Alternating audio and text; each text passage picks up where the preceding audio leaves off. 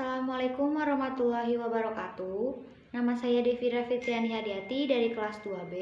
Di sini saya akan mereview kembali materi pertemuan kelima yang disampaikan oleh Ibu Profesor Dr. Hajah Heni Nuraini SHMH beserta asistennya Bapak Dr. M. Rendi Arid Hayandi SHMH dengan mata kuliah Hukum Pidana. Metode pembaharuan KUHP dibagi menjadi 3. Yang pertama, evolusi atau evolusionis merupakan pembaharuan yang dilakukan dengan cara menambahkan pasal-pasal yang baru dalam KUHP. Contohnya, Undang-Undang Nomor 7 Tahun 1974 tentang penertiban perjudian merupakan pasal 542 dalam buku 3 KUHP menjadi pasal 303 bis dalam buku 2 KUHP. Sehingga konsekuensinya dengan berlakunya Undang-Undang Nomor 7 Tahun 1974, maka semua macam bentuk tindak pidana perjudian adalah merupakan tindak pidana kejahatan karena diatur dalam buku 2 KUHP dan sanksi pidananya menjadi dinaikkan atau diberatkan karena merupakan tindak pidana kejahatan. Yang kedua, kompromis merupakan pembaharuan yang dilakukan dengan cara menambahkan atau menyelipkan bab baru dalam KUHP. Jadi, apabila ada aturan baru, cukup dengan menambahkan atau menyelipkannya saja.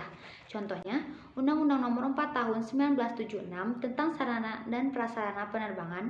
Undang-undang ini menambahkan bab baru dalam KUHP yaitu bab 29A dalam buku 2 pasal 4A sampai dengan pasal 479R.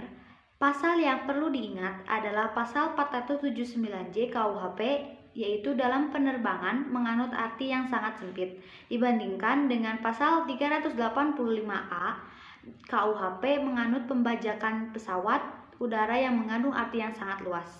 Dan yang ketiga yaitu global adalah pembaharuan hukum pidana yang dilakukan secara keseluruhan baik hukum pidana material maupun hukum pidana formil. Contohnya Undang-Undang Nomor 7 Tahun 1955 tentang tindak pidana ekonomi yang mengatur baik pidana formil maupun pidana material. Selanjutnya, periodisasi pembaharuan KUHP. Secara kronologis, perubahan, penambahan, dan pembaharuan undang-undang hukum pidana telah dilakukan terhadap beberapa peraturan atau undang-undang, diantaranya 1.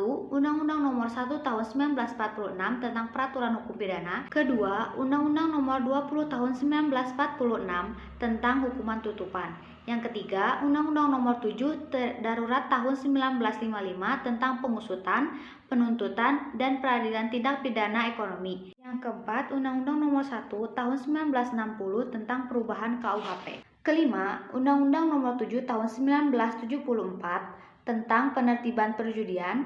Yang keenam, Undang-Undang Nomor 27 Tahun 1999 tentang perubahan KUHP yang berkaitan dengan kejahatan terhadap keamanan negara. Dan yang ketujuh, Undang-Undang Nomor 31 Tahun 1999 junto Undang-Undang Nomor 20 Tahun 2001 tentang tindak pidana korupsi. Sekian dari hasil review saya. Mohon maaf bila ada kesalahan. Wabillahi taufiq wal hidayah. Wassalamualaikum warahmatullahi wabarakatuh. Terima kasih.